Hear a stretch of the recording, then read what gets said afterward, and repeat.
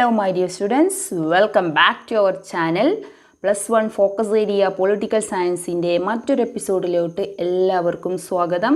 അപ്പോൾ കഴിഞ്ഞ ക്ലാസ്സിൽ നമ്മൾ ഡിസ്കസ് ചെയ്തത് ചാപ്റ്റർ 2 ആയിരുന്നു. ചാപ്റ്റർ 2-വിൽ ഫണ്ടമെൻ്റൽ റൈറ്റ് എന്താണ്, അതിൻ്റെ ഫ്യൂച്ചേഴ്സ് എന്തൊക്കെയാണ്, അതായിരുന്നു ചാപ്റ്റർ 2-ലെ പാർട്ട് 1-ൽ നമ്മൾ ഡിസ്കസ് ചെയ്തത്. ഇനി ചാപ്റ്റർ 2-ലെ പാർട്ട് 2 ആണ്. ഇവിടെ നമ്മൾ പഠിക്കാൻ പോകുന്നത് 6 ഫണ്ടമെൻ്റൽ റൈറ്റ്സിനെ കുറിച്ചാണ് ഡീറ്റെയിൽ ആയിട്ട്. അപ്പോൾ നമുക്ക് വീഡിയോയിലോട്ട് പോവാം. വീഡിയോയിലോട്ട് കടക്കുന്നതിന് മുമ്പ് നിങ്ങൾ ആദ്യമായിട്ടാണ് ഈ ചാനൽ കാണുന്നതെങ്കിൽ, നിങ്ങൾക്ക് യൂസ്ഫുൾ ആണെങ്കിൽ ലൈക്ക് ചെയ്തിട്ട് കാണുക. ലൈക്ക് ചെയ്യാനും സബ്സ്ക്രൈബ് ചെയ്യാനും നിങ്ങളുടെ ഫ്രണ്ട്സിന് ഷെയർ ചെയ്ത് കൊടുക്കാനും മറക്കരുത്. ഓക്കെ, അപ്പോൾ നമുക്ക് ക്ലാസ്സിലോട്ട് കിടക്കാം. അപ്പോൾ എന്താണ് ഫണ്ടമെൻ്റൽ റൈറ്റ് എന്ന് നമ്മൾ കഴിഞ്ഞ ക്ലാസ്സിൽ പറഞ്ഞു. It is a special right granted and protected by the government to its citizens. രാജ്യത്തെ അല്ലെങ്കിൽ ആ രാജ്യത്തിലെ പൗരന്മാർക്ക് വേണ്ടി ഭരണഘടന ഗവൺമെൻറ് പ്രൊവൈഡ് ചെയ്ത റൈറ്റാണ്, ഒരു പ്രത്യേക റൈറ്റാണ് ഇത് ഫണ്ടമെൻ്റൽ റൈറ്റ് എന്ന് പറയുന്നത്. The demand for fundamental right for Indians was strongly raised during the freedom struggle. Motilal Nehru Committee of 1928 strongly supported this demand. Fundamental റൈറ്റിനുള്ള ഈ ഡിമാൻഡിനെ വളരെ സ്ട്രോങ് ആയിട്ട് സപ്പോർട്ട് ചെയ്ത committee Motilal Nehru committee. Year എന്നാണ് 1928. ഓക്കെ, ഇതൊന്ന് ഓർത്തു വെക്കണം. There was no two opinions on inclusion of fundamental rights should in the constitution during the drafting of the constitution. Okay, അതായത് ഈ ഇന്ത്യക്കാർക്ക് മൗലിക അവകാശങ്ങൾ വേണമെന്ന ആവശ്യം സ്വാതന്ത്ര്യ സമര കാലഘട്ടത്തിലായിരുന്നു ശക്തമായി ഉന്നയിക്കപ്പെട്ടിരുന്നത്. ഇത് 1928-ലെ മോത്തിലാൽ നെഹ്റു കമ്മിറ്റി ആയിരുന്നു ഈ ആവശ്യം ശക്തമായി ഉന്നയിച്ചത്. ഭരണഘടന നിർമ്മാണ സമയത്ത് മൗലിക അവകാശങ്ങൾക്ക് ഭരണഘടനയിൽ അർഹമായിട്ടുള്ള സ്ഥാനം തന്നെ നൽകണം എന്നതിൽ യാതൊരുവിധ തർക്കവും ഉണ്ടായിരുന്നില്ല. അവിടെ ഒരു സെക്കൻഡ് ഒപ്പീനിയൻ ഉണ്ടായിരുന്നില്ല എന്നർത്ഥം. ഓക്കെ, അപ്പോൾ ഈ മൗലിക അവകാശങ്ങളും സാധാരണ അവകാശങ്ങളും തമ്മിലുള്ള വ്യത്യാസങ്ങൾ നമ്മൾ നേരത്തെ പറഞ്ഞു, കഴിഞ്ഞ ക്ലാസ്സിൽ പറഞ്ഞു. എന്താണ്? Once more, fundamental right, ordinary right. Fundamental right protected by the constitution. Ordinary right ആണെങ്കിലോ it is protected by ordinary law. Then fundamental റൈറ്റ്സിൻ്റെ പ്രത്യേകത, it can be changed by amending the constitution. Okay, ഭരണഘടനാ ഭേദഗതിയിലൂടെ മാത്രമേ ഇത് change ചെയ്യാൻ സാധിക്കൂ. Then ordinary റൈറ്റിൻ്റെ കാര്യത്തിൽ it can be changed through ordinary legislation. Okay, അപ്പോൾ ഇതാണ് മെയിൻ ഡിഫറൻസ്. ഇത് നമ്മൾ ഡിസ്കസ് ചെയ്തതാണ്, ഒന്ന് ഓർമ്മിപ്പിച്ചു എന്നേ ഉള്ളൂ. അപ്പോൾ ഇനി ഏതൊക്കെയാണ് 6 മൗലിക അവകാശങ്ങൾ എന്ന് പറയാം. അപ്പോൾ മൗലിക അവകാശങ്ങൾ ഭരണഘടനയിൽ ഏത് ഭാഗത്താണ് ഉൾപ്പെടുന്നത്? അതെ, പാർട്ട് 3-ലാണ് അല്ലേ. പാർട്ട് 3-ൽ 7 ഫണ്ടമെൻ്റൽ റൈറ്റ് ഉണ്ടായിരുന്നു. Part 3 contains 7 fundamental rights in the original constitution. ഭരണഘടന നിർമ്മാണ സമയത്ത്, അത് ഒറിജിൻ ചെയ്ത സമയത്ത് 7 ഫണ്ടമെൻ്റൽ റൈറ്റ് ഉണ്ടായിരുന്നു. In 1978 the number of fundamental right reduced to 6. എന്നാണ് ഫണ്ടമെൻ്റൽ റൈറ്റ് 6 കുറച്ചത്? 1978. എന്നാണ് 1978. ആ റെഡ്യൂസ് ചെയ്ത റൈറ്റ് ഏതായിരുന്നു? Right to property was a fundamental right under constitution. Right to property ഒരു ഫണ്ടമെൻ്റൽ റൈറ്റ് ആയിരുന്നു. The 44th Amendment Act 1979 deleted this right. ഈ amendment ആക്റ്റാണ് 79-ൽ ഈ റൈറ്റ് ഡിലീറ്റ് ചെയ്യപ്പെട്ടത്. Presently it is a legal right under article 300A. ആ property എന്ന് പറയുന്നത് ഇപ്പോൾ ഏത് റൈറ്റാണ്? It is a legal right. ഏത് ആർട്ടിക്കിളിന് കീഴിൽ? Under 300A. 300Aക്ക് കീഴിൽ ഇതൊരു ലീഗൽ റൈറ്റാണ് ഇപ്പോൾ നിലവിൽ. ഓക്കെ, അത് മറക്കരുത്, ഇമ്പോർട്ടൻ്റ് പോയിൻ്റാണ്. ഓക്കെ, 6 ഫണ്ടമെൻ്റൽ റൈറ്റ്സ് ഏതൊക്കെയാണെന്ന് നോക്കാം. ഒന്നാമത്തത് right to equality, freedom, right against exploitation, right to freedom of religion, cultural and educational right, and last one, right to constitutional remedies. These are the 6 fundamental rights guaranteed by Indian Constitution to its citizens. ഒന്നാമത്തെ റൈറ്റിലോട്ട് കടക്കാം. First one, right to equality. ഏതാണ്? Right to equality. What is equality? സമത്വം. നമുക്ക് എല്ലാവർക്കും അറിയുന്നതാണ്. Equality എന്ന് പറഞ്ഞാൽ എന്താണ്? സമത്വം എന്നാണ്. സമത്വത്തിനുള്ള അവകാശമാണ് ഒന്നാമത്തെ ഫണ്ടമെൻ്റൽ റൈറ്റ്. എന്തൊക്കെയാണ് സമത്വത്തിനുള്ള അവകാശങ്ങൾ? സമത്വത്തിനുള്ള അവകാശങ്ങൾ ഏതെല്ലാം ആർട്ടിക്കിളാണ് ഇതിൽ ഉൾപ്പെടുന്നത്? സമത്വത്തിനുള്ള അവകാശങ്ങൾ ഒന്നാമത്തത് ഇക്വാലിറ്റി ബിഫോർ ലോ. ഏതാണ്? Equality before law and equal protection of law. നിയമത്തിൻ്റെ മുന്നിൽ എല്ലാവരും സമന്മാരാണ്. അപ്പം ആർട്ടിക്കിൾ 14, ആർട്ടിക്കിൾ 14 to 18 വരെയാണ് എന്തിനെക്കുറിച്ച് പ്രതിപാദിക്കുന്നത്? റൈറ്റ് ടു ഈക്വാലിറ്റിയെക്കുറിച്ച് പ്രതിപാദിക്കുന്നത്. അതിൽ 14ാമത്തെ ആർട്ടിക്കിൾ റൈറ്റ് ഈക്വാലിറ്റി എന്ന് പറഞ്ഞാൽ നിയമത്തിൻ്റെ മുന്നിൽ എല്ലാവരും സമന്മാരാണ്. അവിടെ no discrimination. There is no discrimination on the basis of anything. Example, caste, sex, creed, rich or poor, etcetera etcetera, anything. Okay, all are equal. അപ്പം article 14 deals with equality before law, equal protection of law. Okay, then article 15 under right to equality, protection from discrimination. Protection from discrimination, വിവേചനത്തിൽ നിന്നുള്ള സംരക്ഷണം. Okay, then article 16 equality of opportunity. Equality of opportunity. Then Article 17 abolition of untouchability. Abolition of untouchability. അയിത്തത്തിനെതിരെയുള്ള അവകാശം. ഇതെപ്പോഴും ചോദിക്കുന്ന ഒരു ആർട്ടിക്കിളാണ് കേട്ടോ. Then last abolition of titles. Abolition of titles, ബഹുമതികൾക്കെതിരെയുള്ള അവകാശം. ബഹുമതികൾക്കെതിരെയുള്ള അവകാശം 18. Abolition of title. ഇത്രയാണ് ഇക്വാലിറ്റിക്ക് കീഴിൽ വരുന്ന വകുപ്പുകൾ. ഓക്കെ, ഏതൊക്കെയാണ്? 14, 15, 16, 17, 18. ഈക്വൽ ഓപ്പർച്യൂണിറ്റി, തുല്യമായ അവസരങ്ങൾക്കുള്ള അവകാശം. ഇതിനെ അറിയപ്പെടുന്നത്, it is also known as protective discrimination. Protective discrimination എന്ന് പറയുന്നത് ഇക്വാലിറ്റി ഓഫ് ഓപ്പർച്യൂണിറ്റിയാണ്, അല്ലെങ്കിൽ റൈറ്റ് ടു ഇക്വാലിറ്റിയെയാണ് പ്രൊട്ടക്റ്റീവ് ഡിസ്ക്രിമിനേഷൻ എന്നറിയപ്പെടുന്നത്. ദെൻ അബോളിഷൻ ഓഫ് അൺടച്ചബിലിറ്റിയെ കുറിച്ച് പറയുകയാണെങ്കിൽ article 17 of the constitution abolishes untouchability and makes its practice in any form of an offence punishable under law. അയിത്തത്തിനെതിരെയുള്ള അവകാശം. It also guarantees social and economic justice. Article 17 നമുക്ക് സാമൂഹികവും സാമ്പത്തികവുമായ നീതി ഉറപ്പുവരുത്തുന്നു. അയിത്തത്തിനെതിരെയുള്ള അവകാശമാണിത്. Practice of untouchability is punishable under the untouchability offences act 1955. Untouchability act practice ചെയ്താൽ അത് പണിഷബിളാണ്. ഏത് ആക്ട് പ്രകാരം? 955 ആക്ട് പ്രകാരം അൺടച്ചബിലിറ്റി പ്രാക്ടീസ് ചെയ്താൽ പണിഷബിളാണ്. ഓക്കെ, അപ്പം 17 untouchability. Then article 18 abolition of title. എന്താണ് ഈ അബോളിഷൻ ഓഫ് ടൈറ്റിൽ? മനസ്സിലായി കാണില്ല അല്ലേ? അതായത് article 18 prohibit state from conferring any title except a military or academic distinction. No citizen of India shall accept any title from any foreign state without the consent of the President of India.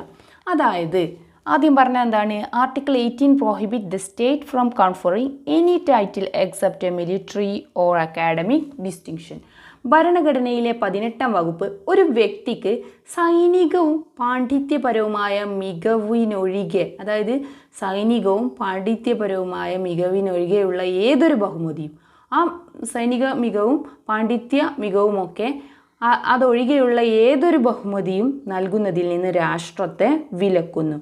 കൂടാതെ Indian പൗരന്മാർ രാഷ്ട്രപതിയുടെ അനുവാദമില്ലാതെ വിദേശ രാഷ്ട്രങ്ങളിൽ നിന്നും ബഹുമതികൾ സ്വീകരിക്കുന്നതും നിരോധിക്കപ്പെട്ട വകുപ്പാണ് article 18. മനസ്സിലായല്ലോ? That is abolition of title. Title എന്ന് പറഞ്ഞാൽ ബഹുമതി. ഓക്കെ, ദെൻ രണ്ടാമത്തെ മൗലിക അവകാശമാണ് റൈറ്റ് ടു ഫ്രീഡം. ഇത് ഇമ്പോർട്ടൻ്റ് ആണ്. ഇതിലേറ്റവും പ്രധാനപ്പെട്ട റൈറ്റ് ടു ഫ്രീഡം ഇടയ്ക്ക് ചോദിക്കാറുണ്ട്. എന്താണ്? സ്വാതന്ത്ര്യത്തിനുള്ള അവകാശമാണ് right to freedom. Constitution provide for right to freedom to individuals for the development of their personality. വ്യക്തികളുടെ വ്യക്തിത്വ വികസനത്തിനാണ് സ്വാതന്ത്ര്യം. സ്വാതന്ത്ര്യമില്ലാത്ത ഒരു മനുഷ്യന് എന്തില്ല? വ്യക്തി വികസനം ഇല്ല. Article 19 to 22 guarantee to the citizen of India a set of right collectively known as right to freedom. What is right to freedom? Article 19 മുതൽ 22 വരെയുള്ള വകുപ്പുകൾ ഇന്ത്യൻ പൗരന് ഉറപ്പ് നൽകുന്ന ഒരു കൂട്ടം അവകാശങ്ങളാണ്. അതിനെ ഒന്നിച്ചറിയപ്പെടുന്നതാണെന്ത്? റൈറ്റ് ടു ഫ്രീഡം എന്ന് പറയുന്നത്. ആ ഫ്രീഡംസ് എന്തൊക്കെയാണെന്ന് നമുക്ക് നോക്കാം. This right forms a character of liberties. It constitutes the core of civil liberty and protect individual from repressive act of the government. Okay, ഗവൺമെൻറ്റിൻ്റെ റെപ്രസീവ് ആക്റ്റിൽ നിന്നുമൊക്കെ സിറ്റിസൺസിനെ പ്രൊട്ടക്റ്റ് ചെയ്യുന്നു, വ്യക്തികളെ പ്രൊട്ടക്റ്റ് ചെയ്യുന്നു.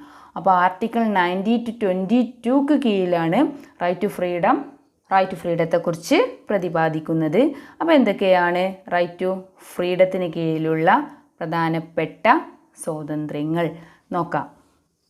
പ്രധാനമായിട്ടും 6 സ്വാതന്ത്ര്യങ്ങളെക്കുറിച്ചാണ്, 6 ഫ്രീഡം റൈറ്റിനെ കുറിച്ചാണ് പറയുന്നത്. ഒന്നാമത്തത് article 19 guarantees 6 freedoms to the citizen of India. എത്ര ഫ്രീഡംസ് ആണ്? 6 freedoms.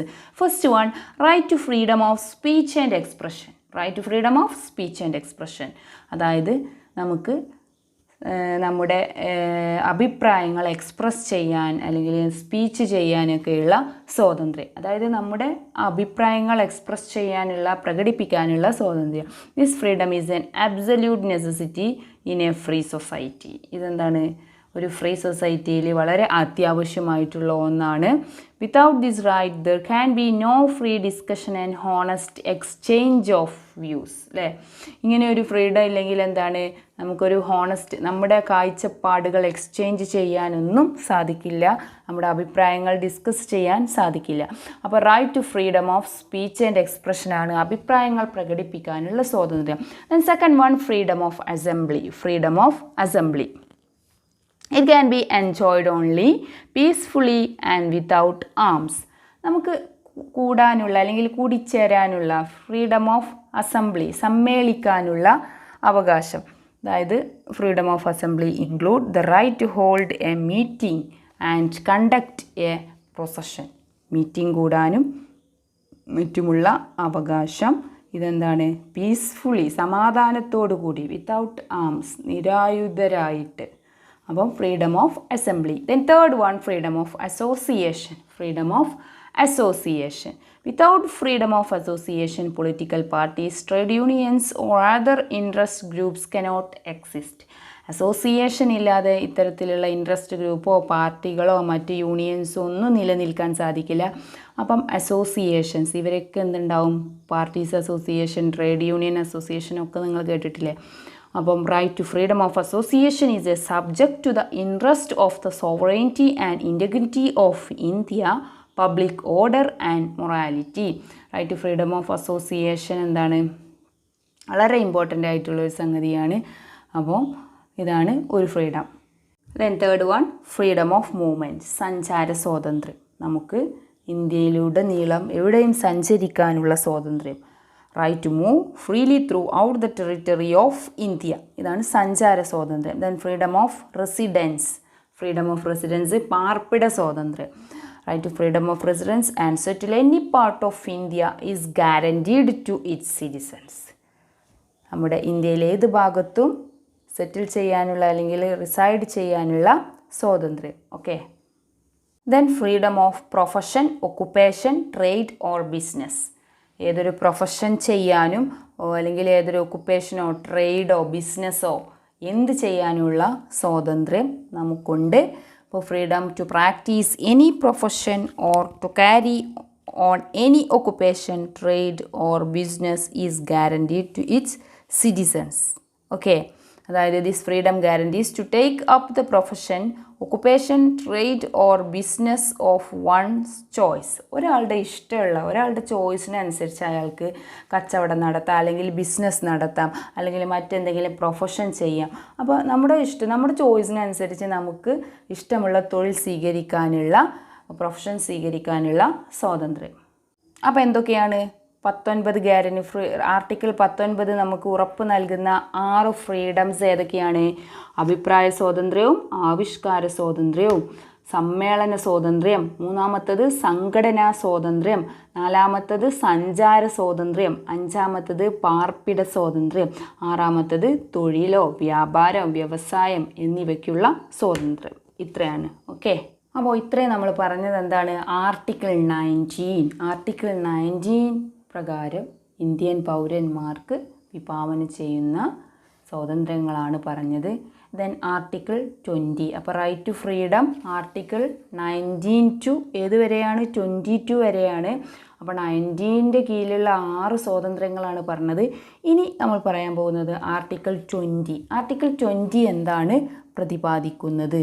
Article 20 protection against conviction of offences. Protection against conviction of offences. ഇവിടെ കുറ്റകൃത്യം ചെയ്തിട്ടുള്ളവരെ അന്യായമായിട്ട് ശിക്ഷിക്കുന്നതിൽ നിന്നും ഈ വകുപ്പ് സംരക്ഷണം നൽകുന്നു.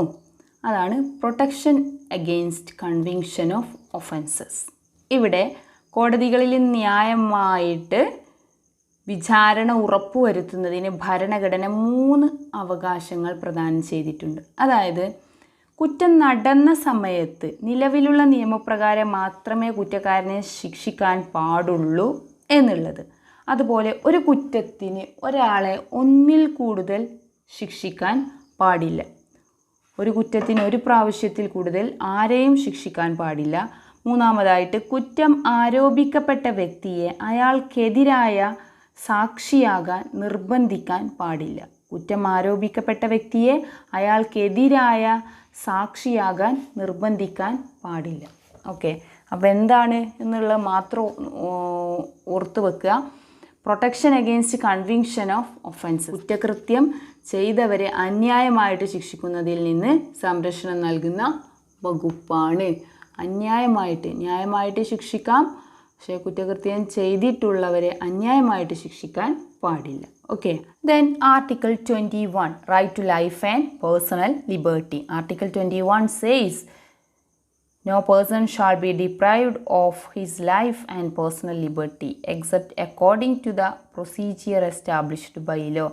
ജീവനും സ്വാതന്ത്ര്യത്തിനുമുള്ള അവകാശം, right to life and personal liberty, ജീവനും വ്യക്തി സ്വാതന്ത്ര്യത്തിനുമുള്ള അവകാശമാണ്. No person can be punished or imprisoned at the arbitrary will of an authority. Then Article 22 Protection against arbitrary arrest and detention. Protection against arbitrary arrest and detention. Article 22 guarantees protection against arbitrary arrest and detention. A person who is arrested for any offense has the right to be informed of as soon as may be the grounds of such arrest. He has the right to consult and defend himself by a lawyer of his choice. അതായത് അന്യായമായിട്ടുള്ള അറസ്റ്റിനും തടങ്കലിനും എതിരായ സംരക്ഷണമാണ് 22ാം വകുപ്പ് വിഭാവന ചെയ്യുന്നത്. അന്യായമായിട്ട് arrest ചെയ്യാനും തടങ്കലിൽ വെക്കുന്നതിനുമെതിരെ 22ാം വകുപ്പ് സംരക്ഷണം ഉറപ്പു നൽകുന്നു. 3 അവകാശങ്ങളാണ് അത് ഉറപ്പു നൽകുന്നത്. എന്തൊക്കെയാണ്? നമ്മൾ പറഞ്ഞു അറസ്റ്റ് ചെയ്യപ്പെടുന്ന വ്യക്തിക്ക് അറസ്റ്റിൻ്റെ കാരണം അറിയാനുള്ള അവകാശമുണ്ട്. എന്തിനാണ് എന്നെ അറസ്റ്റ് ചെയ്തതെന്ന് അറിയാൻ അയാൾക്ക് അവകാശമുണ്ട്. അതുപോലെ അറസ്റ്റ് ചെയ്യപ്പെട്ട വ്യക്തിക്ക് അയാൾക്ക് ഇഷ്ടമുള്ള അഭിഭാഷകനുമായിട്ട് ആലോചിക്കാനും അദ്ദേഹം മുഖേന കേസ് വാദിക്കാനുമുള്ള അവകാശമുണ്ട്. അതുപോലെ അറസ്റ്റ് ചെയ്ത് കസ്റ്റഡിയിൽ വെക്കപ്പെടുന്ന ആളെ 24 മണിക്കൂറിനകം തന്നെ തൊട്ടടുത്തുള്ള മജിസ്ട്രേറ്റിന് മുമ്പാകെ ഹാജരാക്കേണ്ടതുമാണ്.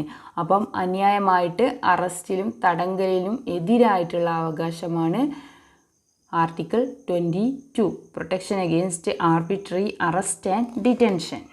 Article 22 also provide preventive detention. What is preventive detention? This is an important question for you. Preventive detention മസ്റ്റായിട്ട് നിങ്ങൾ പഠിക്കണം. എന്താണ് കരുതൽ തടങ്കൽ? ഇറ്റ് മീൻസ് കരുതൽ തടങ്കൽ. അതായത് article 22 provide this preventive detention. This involves imprisonment without trial and before any crime has been committed. It is a precautionary measure. ഇതെന്താണ്? ഒരു പ്രിക്കോഷണറി മെഷറാണ്. This is to prevent somebody from committing crime. Crime ചെയ്യുന്നതിൽ നിന്നും prevent ചെയ്തുകൊണ്ട്, അതായത് കുറ്റം ചെയ്തു എന്ന് കരുതിയിട്ട് അറസ്റ്റ് ചെയ്യുന്ന ഒരു നടപടിക്രമമാണ്. അതായത് സാധാരണയായിട്ട് വ്യക്തികളെ അറസ്റ്റ് ചെയ്യപ്പെടുന്നത് അയാൾ എന്തെങ്കിലും കുറ്റകൃത്യത്തിൽ ഏർപ്പെട്ടതിന് അല്ലെങ്കിൽ എന്തെങ്കിലും കുറ്റം ചെയ്ത ആളെയാണ് എന്ത് ചെയ്യുക? അറസ്റ്റ് ചെയ്യുന്നത്. എന്നാൽ ചില സന്ദർഭങ്ങളിൽ കുറ്റം ചെയ്യുന്നതിന് മുമ്പ് തന്നെ ഇയാൾ കുറ്റം ചെയ്യാൻ സാധ്യതയുണ്ട് എന്ന സംശയിച്ചുകൊണ്ട് പോലീസുകാരെ അറസ്റ്റ് ചെയ്യുന്നത് കണ്ടിട്ടില്ലേ? ഇങ്ങനെ ഈ ഒരു അടിസ്ഥാനത്തിൽ വ്യക്തികളെ അറസ്റ്റ് ചെയ്തിട്ട് ജയിലിൽ പാർപ്പിക്കുക അല്ലെങ്കിൽ തടങ്കലിൽ പാർപ്പിക്കാറുണ്ട്. ഇതിനെയാണ് നമ്മൾ എന്ത് പറയുന്നത്? കരുതൽ തടങ്കൽ എന്ന് പറയുന്നത്. അതായത് ഒരു പ്രിക്കോഷണറി മെഷറായിട്ട്, ഒരു സേഫ്റ്റിക്ക് വേണ്ടിയിട്ട്, രാജ്യത്തിൻ്റെ അല്ലെങ്കിൽ എന്തെങ്കിലും പ്രശ്നങ്ങൾ, സമൂഹത്തിൽ പ്രശ്നങ്ങൾ ഉണ്ടാകുന്നത് തടയുന്നതിന് വേണ്ടിയിട്ട് അറസ്റ്റ് ചെയ്യുന്ന രീതിയാണ്. അതായത് ഒരു വ്യക്തി രാഷ്ട്രത്തിൻ്റെ സുരക്ഷയ്ക്കോ ക്രമസമാധാനത്തിനോ ഭീഷണി ഉയർത്തുമെന്ന് തോന്നുകയാണെങ്കിൽ, ഗവൺമെൻറ്റിന് തോന്നുകയാണെങ്കിൽ, അധികാരികൾക്ക് തോന്നുകയാണെങ്കിൽ അയാളെ അറസ്റ്റ് ചെയ്യുക, വിചാരണ കൂടാതെ തടങ്കലിൽ വെക്കാനുമുള്ള അധികാരമാണ് ആർട്ടിക്കിൾ 22 നൽകുന്നത്. അതാണ് എന്ത്? പ്രിവെൻറ്റീവ് ഡിറ്റൻഷൻ എന്ന് പറയുന്നത്. അപ്പോൾ കരുതൽ തടങ്കലിൽ ഒരു മുൻകരുതൽ നടപടി, ഇറ്റ്സ് എ പ്രിക്കോഷണറി മെഷർ. ഇതൊരു മുൻകരുതൽ നടപടിയായിട്ട് നമുക്ക് പറയാം. കുറ്റം ചെയ്യുന്നതിൽ നിന്ന് വ്യക്തികളെ തടഞ്ഞുകൊണ്ട് സാമൂഹ്യ രാഷ്ട്ര സുരക്ഷ ഉറപ്പാക്കുക എന്നുള്ള ലക്ഷ്യമാണ് ഇതിനോടകമുള്ളത്. അതായത് രാഷ്ട്രത്തിൻ്റെ സുരക്ഷയ്ക്ക് വേണ്ടിയിട്ടാണ് ഇങ്ങനെ ചെയ്യുന്നത്. അപ്പോൾ രാഷ്ട്രത്തിൻ്റെ സുരക്ഷിതത്വം, ക്രമസമാധാന പാലനം, അവശ്യ സാധനങ്ങളുടെ വിതരണം, സേവനം, ഇതൊക്കെ സംബന്ധിച്ച നടപടി തുടങ്ങിയവയ്ക്ക് ഒരു വ്യക്തി ഭീഷണിയായി മാറുകയാണ് എന്ന് ഗവൺമെൻറ്റിന് തോന്നിയാൽ അയാളെ കരുതൽ തടങ്കലിൽ വെക്കാനുള്ള അധികാരം ആർക്കുണ്ട്? അധികാരികൾക്ക് ഉണ്ട്. ഓക്കെ, ദിസ് ഈസ് പ്രിവെൻറ്റീവ് ഡിറ്റൻഷനെ കുറിച്ച് ഒരുപാട് എക്സ്പ്ലനേഷൻസ് ഉണ്ട്, പക്ഷേ നിങ്ങൾക്ക് അത്രയൊന്നും ആവശ്യമില്ല. അതുകൊണ്ട് എന്താണ് കരുതൽ തടങ്കൽ എന്ന് മനസ്സിലാക്കുക, അതിൻ്റെ ആർട്ടിക്കിളും മനസ്സിലാക്കുക. ഓക്കെ, അപ്പോൾ ഇന്നത്തെ വീഡിയോ നമുക്കിവിടെ വൈൻഡ് അപ്പ് ചെയ്യാം. അപ്പോൾ ഇന്ന് നമ്മൾ ഡിസ്കസ് ചെയ്തത് എന്തൊക്കെയാണ്? 2 റൈറ്റാണ്. റൈറ്റ് ടു ഈക്വാലിറ്റിയും റൈറ്റ് ടു ഫ്രീഡവും. അപ്പോൾ അടുത്ത റൈറ്റുകൾ നമുക്ക് നെക്സ്റ്റ് വീഡിയോയിൽ ഡിസ്കസ് ചെയ്യാം. അപ്പോൾ അതുമായിട്ട് നമുക്ക് ഉടനെ തന്നെ കാണാം. അതുവരെ എല്ലാവർക്കും ബൈ ബൈ.